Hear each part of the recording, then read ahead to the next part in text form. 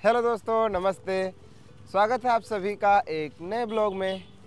दोस्तों, क्या कभी किसी की ज़िंदगी में ऐसा हुआ है क्या कि वो बाप बने और उसको वो खुशी ना हो? क्या कभी ऐसा हुआ है क्या? आप लोग के लाइफ में शायद ही कभी ऐसा हुआ होगा। ना तो प्रीति को कोई दिक्कत है, ना तो मेरे को दिक्कत है। दिक्कत सबसे बड़ी है मेरी माँ को। मैंने आप सभी को कुछ वीडियोस में दिखाया, हालांकि मैंने इस चैनल पे कोई भी वीडियो माँ से रिलेटेड शायद नहीं अपलोड किया है। मैंने मेन चैनल पे अपलोड किया है कि माँ को ना यार कैंसर है और दो तीन और ही दिक्कतें हैं। मुझे उतना जानकारी नहीं है। उनका कहना था कि जो अंदर के जो ऑर्गन्स होते हैं आपस में चिपके हुए हैं, तो वो भी एक दिक्कत है। और भी दो तीन चीज़ें बताए थे डॉक्टर साहब ने, तो ये सब चीज़ें मैंने मेन चैनल पे डाली हुई है। और इसी बीच में मेरी वाइफ का डिलीवरी होता है। और डिलीवरी होने के बाद यार अगर बच्चा सेफ है, माँ सेफ है, तो कौन से माँ बाप खुश नहीं होंगे यार? कौन सा परिवार सुख में नहीं रहेगा? लेकिन अगर ऐसे नौबत आ जाए कि उनका जो परिवार का मुखिया है वो सुखी सलामत स्वस्थ नहीं है, तो उनके दिल पे क्या बीतेगी? उनके सामने चाहे दुनिया की कोई भी बड़ी खुशखबरी आ जाए, कितनी भी बड़ी तरक्की हो जाए उनके जीवन में, कोई भी खुशी आ जाए उनके सामने में, तो उनके जीवन के सामने कुछ भी नहीं है यार। हाँ, ये कह सकते हैं कि इस सिचुएशन में थोड़ा सा तसल्ली मिला है। थोड़ा सा तकलीफें तो हैं यार बहुत ज़्यादा माँ को। और मैं एक बात बताऊं, जब मेरे छोटे भाई के न्यू बेबी का डिलीवरी हुआ तब माँ साथ में थी। बड़े भैया की बड़ी बेटी का जब डिलीवरी हुआ तब भी अम्मा साथ में थी। और जब छोटी बेटी का डिलीवरी हुआ अनन्या का, तब भी साथ में थी अम्मा। और जब मेरी न्यू बेबी का जन्म हुआ, अम्मा साथ में नहीं थी। इस सुखमय क्षण में अम्मा का ना साथ होना बहुत तकलीफ़ हुआ।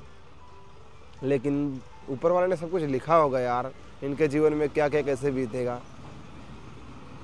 काश अम्मा एकदम सुखमय होती, स्वस्थ होती, तो ये पल हमारे जीवन में बहुत ही ज़्यादा खुशमय होता। और हमारी इस खुश भरी मोमेंट में ना चार चांद लग जाते हैं। क्या बोले यार, तकलीफ़ें तो हैं यार मित्रों। बस आप लोग प्रे कीजिएगा सब कुछ कुशल मंगल हो जाए, बस कुशल मंगल हो जाए। और हमारे जीवन में यही सबसे बड़ी दिक्कत है दोस्तों कि प्रीति माँ बनी, लेकिन इतना दुख भरी घड़ी आया। डिलीवरी के बाद प्रीति का हालत बहुत ज़्यादा ही नाजुक हुआ है और उसको चलने फिरने में भी बहुत सारी प्रॉब्लम हुई है। ना तो सही से चल पा रही हो, ना तो सही से लेट पा रही हो, रात को सही से सो नहीं पा रही है। और ऊपर से नया नया बच्चा है तो उसको सहेज नहीं पा रही है। हालांकि हमारी सासू माँ आई हुई हैं तो काफ़ी हद तक वो संभाल ले रही हैं, नहीं तो बहुत दिक्कत होती, क्योंकि माँ को भी थोड़ी तकलीफ़ें हैं। और भाई साहब, आइए एक ऐसी चीज़ दिखाते हैं आप सभी को, शायद थोड़ा सा आप लोग को अच्छा लगे। यूट्यूब इस पर स्ट्राइक ना दे दे यार। नहीं, स्ट्राइक नहीं देगा मेरे ख्याल से। ये देखो भाइयों, ये देखो। ओ भाई, क्या ही मस्त एकदम दूध पिला रही है यार ये।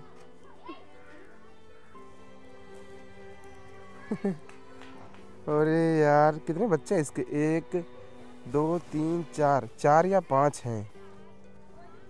अच्छा देखो यार, ये जेनेटिक्स कितने मायने रखते हैं। इस कुतिया के सिर पे देखो, और मतलब पूरे बॉडी पे इसको फोकस करो, और कहीं ना कहीं इसके बच्चे में भी वही लक्षण दिख रहे हैं। मतलब यार जेनेटिक्स कितने असरदार होते हैं आप लोग समझ सकते हैं। ये देखो, इसके सिर पे देखो, इसके सिर पे सफ़ेद और काला, और इसके सिर पे भी सफ़ेद और काला। कितने मैचिंग हुए हैं यार। और इसकी एक दो बच्चे और भी हैं जो भी सेम टू सेम वैसा ही। देखो, इसके काला और सफ़ेद वैसे ही हैं। मैं भी उससे काफ़ी दूर हूँ, उसके पास नहीं जाऊँगा वरना उसको थोड़ा गुस्सा लगेगा और मुझे काट भी सकती है वो। तो मैं उससे काफ़ी दूर हूँ ताकि वो मुझ पे हमला ना करे। उसको थोड़ा सा भी ऐसा लगा कि मैं कुछ संकट डाल सकता हूँ उन लोगों पर, तो भाई ये हमला तुरंत करेगी। बहुत अग्रेसिव हो जाती हैं ऐसे सिचुएशन में, और माँ तो माँ होती है, तो भाई अपने बच्चे के लिए हर कोई एकदम एक्टिव रहता है या रहती है। तो भी मैं ऐसे ही घर आया था, थोड़ा सा कुछ काम था हॉस्पिटल पे, फिर जाना है मेरे को। और इन दिनों मित्रों कई दिनों से यार हॉस्पिटल का चक्कर काट काट के एकदम परेशान हो जाना जैसे हो गया है। ऐसी लाइफ यार ज़िंदगी में किसी को ना दे भगवान। मतलब यार क्या बोलूँ भाई यार, एक तो मैं 5 दिन हॉस्पिटल का चक्कर काटा, जहाँ पर मैं गया था लखनऊ में। 5 दिन हॉस्पिटल का चक्कर काटा, 5 दिन यार हॉस्पिटल का चक्कर काटा हमने। उस बीच में सिर्फ और सिर्फ एक वो टेस्ट हुआ था बायोप्सी, और एक हुआ था टीबी का साइड टेस्ट। अब रिपोर्ट आने में भी टाइम लगता है यहाँ। एक रिपोर्ट तो 5-6 दिन बोले थे आ जाएगा कैंसर, सॉरी टीबी का, और कैंसर वाला तो 2 हफ्ते।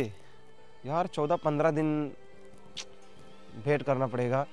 हालांकि अभी तो लगभग में 5 दिन हो चुका है, तो हमें बस 10 दिन इंतज़ार करना है।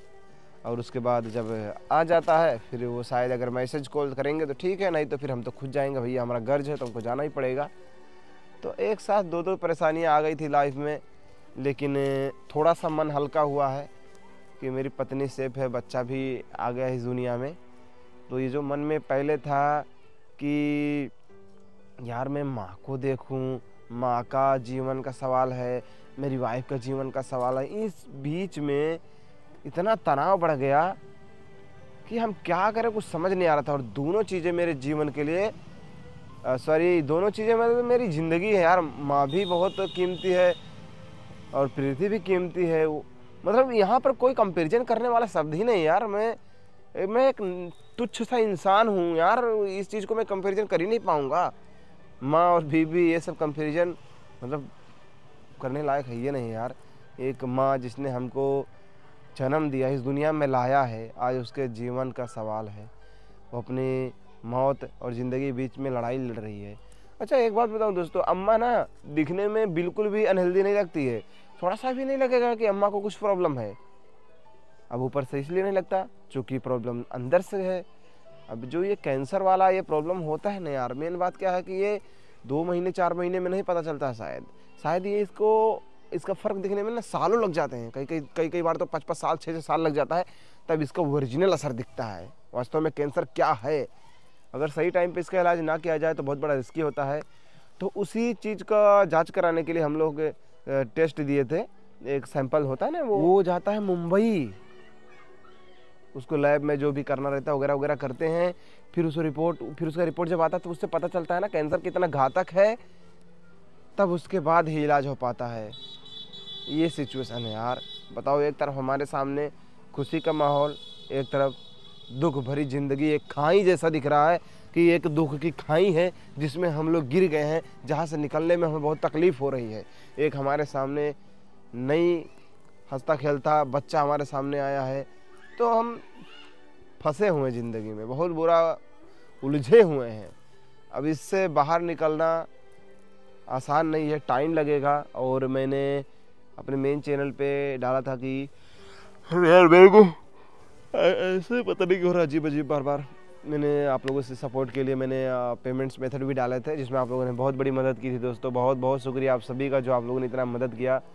मैं जब घर से निकला था तो सोचो 2 महीने के मेरे पेमेंट नहीं आए थे। चैनल पे स्ट्राइक था, 1 महीने के पेमेंट आए थे, और जो मेरे 3 महीने में पेमेंट आने चाहिए थे वो सिर्फ 1 महीने में आए हैं। यानी कि 2 महीने का पेमेंट नहीं आया। ऊपर से स्ट्राइक की वजह से चैनल डाउन था, वीडियो में उतना डाल नहीं पा रहा था, पैसे की कमाई बहुत कम हुई थी, और उससे घर चलाना, इलाज कराना, मतलब यार एकदम इम्पॉसिबल था। मैं क्या करता यार, उतने पैसे से घर चलाना भी मुश्किल था जो मेरी 1 महीने की कमाई आई थी। इसलिए मैंने लोगों से हेल्प के लिए गुहार किया और बहुत मदद मिली। बहुत बहुत शुक्रगुजार हूँ आप सभी का जो आप लोगों ने बहुत मदद किया है। मैं इंड करता हूँ इस ब्लॉग को, इस छोटे से वीडियो को। आप लोग प्लीज़ हमें सपोर्ट करिएगा, लाइक कर दीजिएगा, सब्सक्राइब कर दीजिएगा। मिलते हैं आप सभी से एक नई वीडियो में। तब तक के लिए बाय बाय। और आप लोग को फिर से एक बात बोलना चाहता हूँ, थैंक यू जो आप लोगों ने हमारी इतनी मदद की। Thank you.